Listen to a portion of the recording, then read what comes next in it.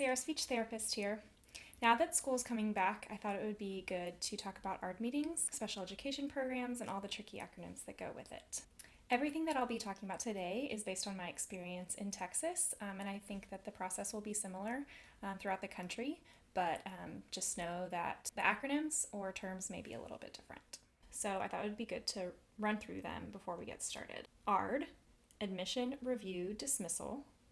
These are meetings. FIE, Full Individual Evaluation. IEP, Individualized Education Program. And these will all make more sense in a few minutes. If you or your child's teachers have concerns about your child learning in a traditional academic setting, special education may be an option. In order to request special education services or an evaluation, you would contact the special education personnel at your school. However, if you don't really know where to get started, I always suggest talking with someone at the school that you trust, and hopefully they can help you get that process going. Special education can provide services for physical disabilities or limitations to access, behavioral or emotional challenges, intellectual and learning disabilities, or lots of other issues that might impact the child's access to their academics. FIEs would be required in order to admit and dismiss a child from special education services, and also they're required at least every 3 years while the child is in special education. Once a child is identified as needing an evaluation for special education, the school district has a total of 90 days from the request in order to complete the process. So they have 60 calendar days in which to complete the evaluation and write the report. And once that is done, they have 30 additional days to hold the ARD meeting to review everything that they found and determine the best placement. Depending on the child's needs, the evaluation could take several days or just a few hours. The evaluation team will usually request parent input in the form of an interview or a questionnaire. During the evaluation, the student will be assessed in any areas that may impact their access to academics, and there are specialists for each area. So speech concerns would be evaluated by an SLP, cognitive, adaptive, or behavioral challenges would be evaluated by a diagnostician or a licensed specialist in school psychology, LSSP.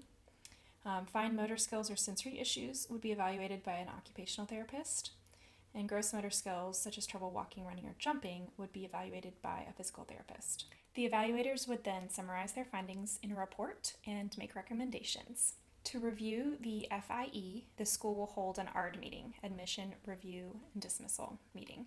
So that first meeting would be the admission meeting, and then the follow-up meetings, which need to be held at least once a year, would be review meetings. When services are no longer required, a dismissal meeting will be held. And while this is the eventual goal of the process, it may not be possible in all cases. Children can continue to receive special education services until their 21st birthday if they qualify. The ARD meeting provides a forum for the evaluators and the special education team to discuss the recommendations with the family and determine a plan. Attendees to the ARD meeting can vary depending on the complexity of the situation, but at a minimum, they must include an administrator or someone who has the authority to commit the resources, a regular education teacher that can speak to the level the child would be expected to perform in a regular education classroom, the parent, a special education teacher, which could be a speech therapist if the child's only receiving speech, other evaluation personnel or other special education personnel can be there to review their portion of the evaluation or the services that they provide. An interpreter is required if it's needed.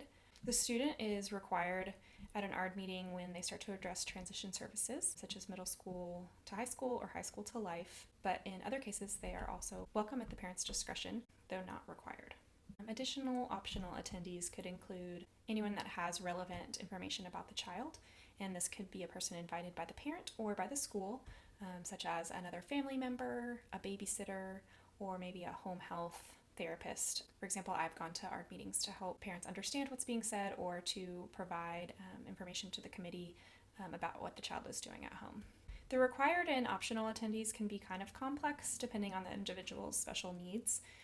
So I've added more detail in the comments section, but you can always ask me questions. So when everyone is gathered for an ARD meeting, they will discuss the child's abilities, weaknesses, the goals that they have, and any placement decisions. So all information that's discussed should be explained in a way that's accessible to everyone in attendance. So if you don't understand something, definitely ask. The ARD committee must determine the least restrictive environment, or LRE, in which the goals can be met for the child. And in order of least restrictive to most restrictive, they would be the regular education classroom with support personnel, and then a pull-out system where the child leaves the classroom to receive special education services, and then self-contained classroom, which provides accommodations for a classroom of children with special needs. And then the next step would be a specialized campus. So the entire school has all children with special needs. And the ultimate goal of special education is to get the child as much time as possible with regular education peers. It is common for a child to receive regular education in classes like art, music, and PE, as that provides some socialization opportunities for the child without as much of the academic rigor. So after reviewing the child's plan and the schedule for all of the services that they will receive, everyone in the ARD committee will sign a document. So services won't begin until that document is signed, but don't let the fear of delayed services force you into signing something that you don't agree with or that you don't understand. Most everyone in the ARD process is really familiar with everything that's being said because they do it all day long. So they might rush through things that the parent might not understand. So if you do need that clarification, definitely ask. And one last note, there will be lots of legal jargon, typically at the beginning and the end of the meeting, that is required to be said, and it might be confusing. It's always your right to ask for clarification if any of that is not understood.